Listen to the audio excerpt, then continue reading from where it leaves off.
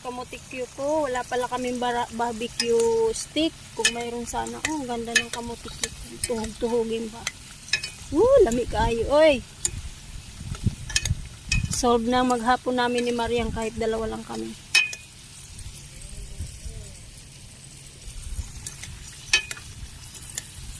Uy, lamig kayo.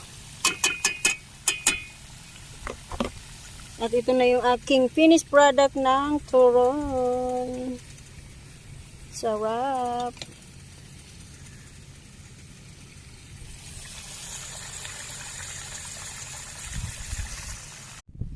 Luto na guys, ang kamote. Ayan, pwede na ako matulog. Mamaya may kainin na kami. Ayan ang finished product ng aming turon. At ito na may isusunod kong kamote Q. Ayan. Mababa dyan sa tubig. Ito na yung huling salang.